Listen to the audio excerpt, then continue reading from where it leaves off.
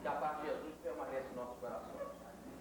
O objetivo da nossa palestra é mostrarmos a atualidade de Allan Kardec dentro de duas correntes científicas que vieram estudar a fenomenologia psíquica, que é a metapsíquica primeiro, depois a parapsicologia.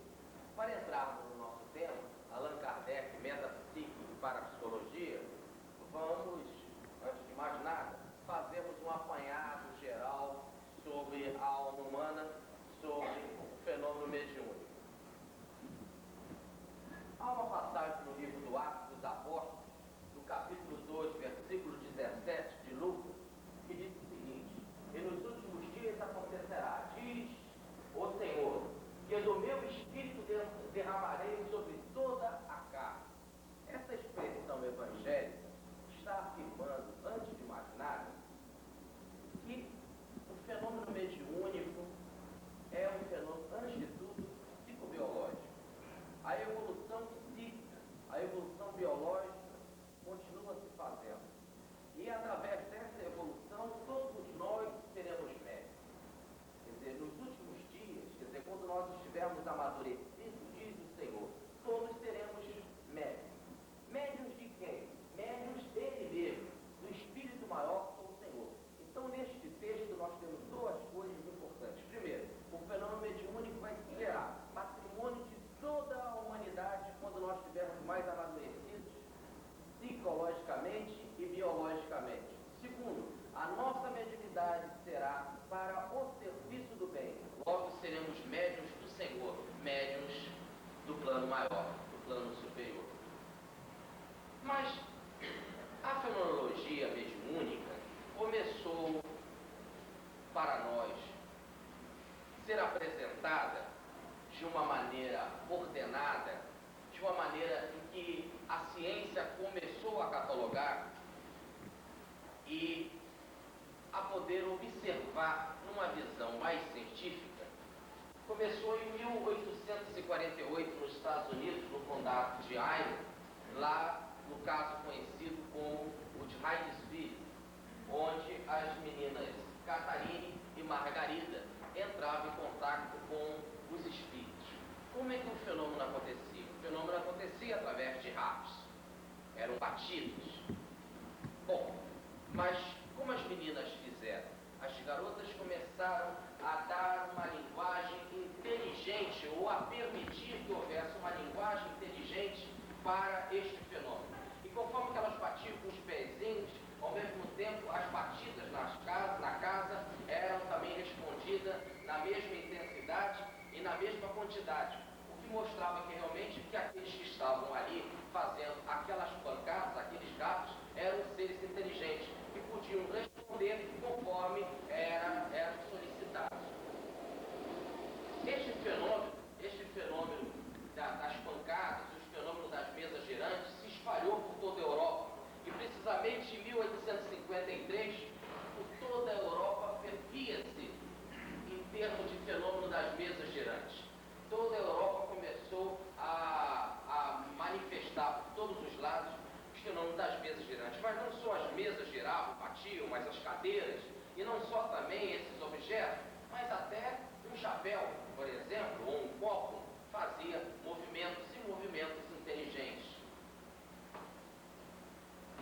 A partir daí, Allan Kardec é convidado para assistir uma sessão dessa, em casa de Madame Pleno Maison, começa a entrar em contato com a espiritualidade, começam a ver as orientações e, com uma colaboração de vários médios, Kardec nos apresenta o Livro dos Espíritos. O Livro dos Espíritos é um livro com 1019 perguntas que coloca de uma maneira sintética a doutrina espírita na sua visão espiritualista.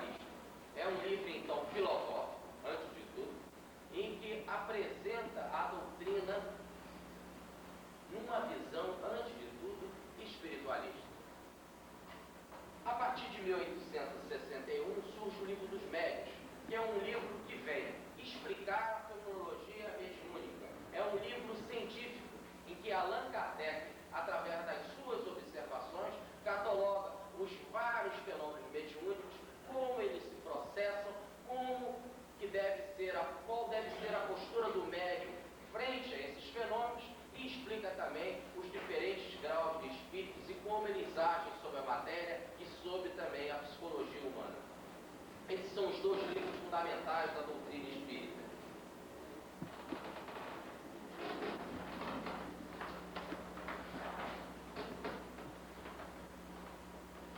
Surge, então, uma primeira ciência para estudar essa fenomenologia. E essa ciência recebeu o nome de metapsíquica, ou em outras palavras, aquilo que está além do psiquismo comum. Essa ciência foi apresentada pelo grande Charles Richer, médico, que ganhou o Prêmio Nobel de Fisiologia em 1913. O que ele dizia da metapsíquica? O que era essa ciência? Segundo a sua própria definição no livro Tratado de Metapsíquica, existe esse livro em português em 2 volumes, diz ele: a metapsíquica é uma ciência que tem por objetivo os fenômenos mecânicos, quer dizer, objetos que se locomovem, fenômenos mecânicos ou psicológicos, fenômenos que podem ser compreendidos, ou fenômenos de escrita, ou fenômenos inteligentes, ou a poderes desconhecidos, latentes na inteligência humana. Repare que ele coloca esses fenômenos desconhecidos como latente na inteligência humana. E ele necessariamente não afirma que esse fenômeno inteligente venha de seres extracorpóreos, ou melhor, dos espíritos. Qual era o método usado por Charles Richer? O seu método era um método qualitativo. Ele se baseava no filósofo Bergson, que dizia: se nós tivermos uma ciência perfeita, podemos provar o fenômeno. O que é uma experiência perfeita? Se nós conseguirmos realmente um caso de fenômeno mediúnico muito bem provado, onde que para todos os lados podemos ver que não há outra explicação a não ser dizer que é um fenômeno extrasensorial, que é realmente um fenômeno psíquico.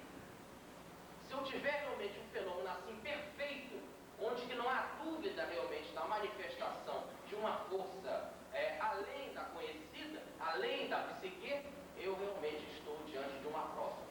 Então ele não buscava, Charles Richer, vários fenômenos. Ele buscava um fenômeno, contanto que esse fenômeno fosse de alta qualidade. Esse era o seu método qualitativo. A metapsíquica se divide em 3 graus. O primeiro ele chama de fibritestesia, que é a faculdade mediúnica ligada aos fenômenos sensórios, ou são os fenômenos ou as faculdades sensórias, capacidade de ver, de ouvir e de sentir alguma coisa extracorpórea. Existe também a telecinesia, que é a ação mecânica, em que os objetos se locomovem. E existe a ectoplasmia, que são as materializações, em que os espíritos aparecem materializados. Não só os espíritos, mas os objetos também aparecem materializados. Assim ele dividiu a metapsíquica nesses 3 ramos. É lógico, sempre que eu falar isso para vocês, Allan Kardec já tinha visto tudo isso no Livro dos Médiuns. Apenas nós vamos ver como as outras ciências catalogaram esses fenômenos vistos por Kardec no Livro dos Médiuns, que os senhores já conhecem. Uma outra ciência foi a parapsicologia. É uma ciência que se propõe estudar aquilo que está do lado, ou paralelo, do lado da ciência, mas que ainda não foi catalogado como científico, porque ainda não se descobriu os fenômenos que provem o porquê ou como aquilo acontece.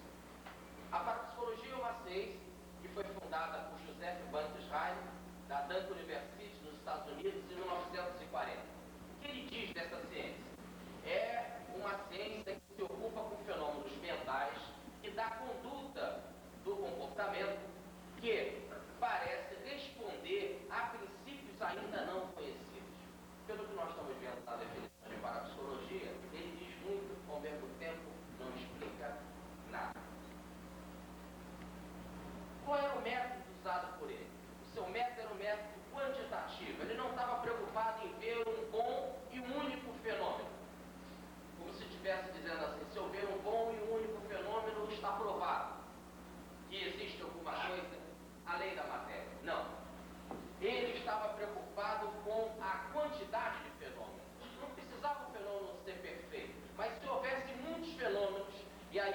a experiência estatística, e trabalhando com a estatística eu poderia dizer, olha, os números mostram, segundo a estatística, que há a probabilidade do fenômeno acontecer.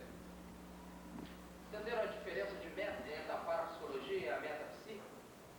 Se eu tiver uma quantidade de fenômenos, eles nem precisam ser bons, mas segundo esta quantidade, pela estatística, eu posso dizer que realmente o fenômeno parece ou tem a probabilidade de existir, ou sugere sua existência. A parapsicologia se divide em dois grandes campos: os fenômenos psi-gama ou extra, que é percepção extrasensorial, que preside dos sentidos fisiológicos. Então é a capacidade de ver e de ouvir, ou de sentir os espíritos, e que independe dos nossos sentidos. Por exemplo, você pode ver um espírito de olho fechado, pode até fechar os olhos e continua vendo. E nós temos os fenômenos de psicapa, que é a ação direta sobre a matéria, fazer os objetos se locomoverem. Então repare que é igual à metafísica, só muda os nomes, o que lá é ectestesia, telecinesia, ectoplasmia, que ele chama de psi-gama, ou percepção extrasensorial, ou psicapa. Muda os nomes, mas é a mesma coisa que está nos livros dos médicos, a mesma coisa que está em Charles Richer, a mesma coisa que está em José Banco-Jaime, em visões diferentes. Surge uma terceira ciência fundamental, que é a psicobiofísica. É a mais importante, a mais completa, a mais lógica e esclarecida de todas elas. Nós a vemos com o Dr. Hernando Guimarães Andrade, presidente do Instituto Brasileiro de Pesquisas Psicobiofísicas do Estado de São Paulo, o IBPP. Nós pouco conhecemos, porque pouco se valoriza as coisas nossas. Mas o Instituto Brasileiro de Pesquisas Psicofísicas, ele é respeitabilíssimo em toda a Europa, em todos os Estados Unidos, e são vários dos seus livros publicados em inglês. O trabalho do Dr. Hernando é muito interessante. Ele uniu os dois conceitos, não só o conceito qualitativo, mas também o conceito quantitativo. E por que ele uniu os dois conceitos? Porque aqui no Brasil superabunda o fenômeno mediúnico.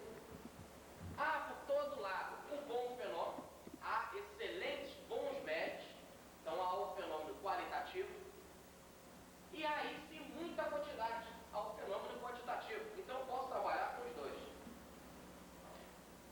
O que fez até Gay Plafond escrever um livro, que eu já disse aqui para vocês, acho que vale repetir, chamado, depois de pesquisar a fenomenologia mediúnica no Brasil, ele escreveu um livro chamado A Vaca Voadora. E vocês poderiam dizer, mas que tem esse nome, A Vaca Voadora, e a fenomenologia espírita aqui no Brasil.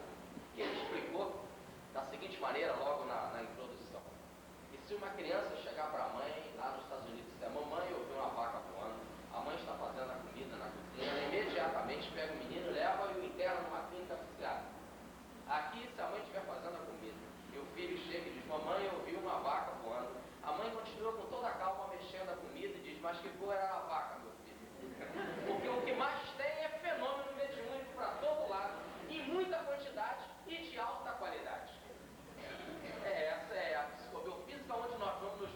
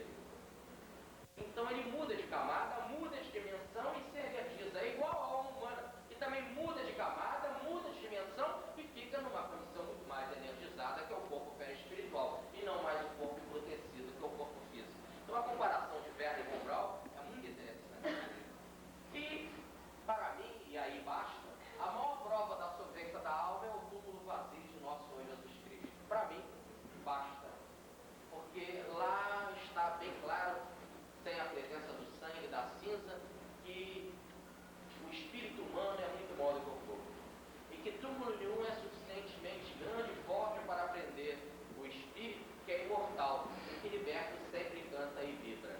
Logo, o túmulo de Jesus, o que pede as opiniões de William Crookes e de Werner von Braun, é uma prova muito maior, uma prova estabelecedora que dividiu a humanidade em duas partes da história, em antes e depois do Cristo, como a maior prova da solvência da alma até hoje que nós temos.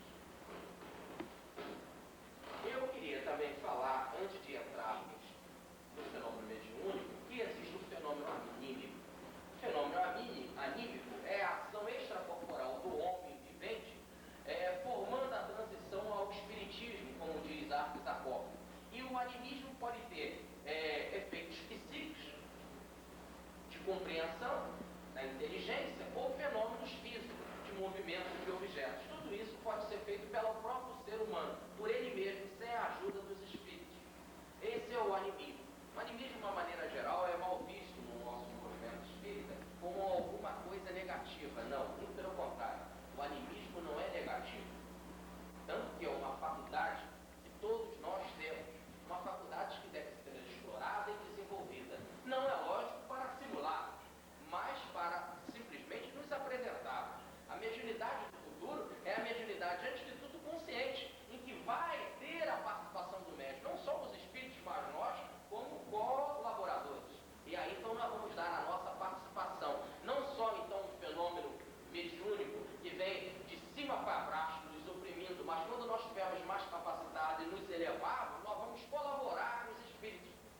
Como, por exemplo, o Evangelho de João o Evangelista, né, que ele diz, e o Apocalipse, em que diz que houve alguém que foi lá, está com um cordeiro, e ouviu a mensagem e nos ditou. Logo, ele tinha um fenômeno anímico. Ele se desdobrava, era a capacidade dele, e por ser amadurecido, entrava em contato direto com as altas esferas. Então, o fenômeno mediúnico trabalhava em João o Evangelista de maneira costurada com o animismo. Isso é o nosso futuro. O que não serve o fenômeno anímico hoje é no sentido de que nós ficamos ainda inconscientes dele mesmo. Aí não cabe.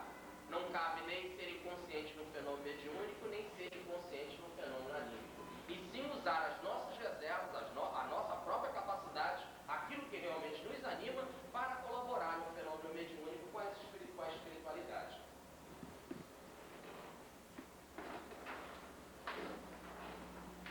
Vamos ver o mediunismo. Vejamos o que é mediunismo para Allan Kardec no Livro dos Médiuns, na página 195. Essa faculdade é inerente ao homem. Pode dizer-se que todos são mais ou menos médios. Todavia, usualmente, assim só se qualificam aqueles em quem a faculdade mediúnica se mostra caracterizada e se traduz por efeitos patentes. Então, o que Allan Kardec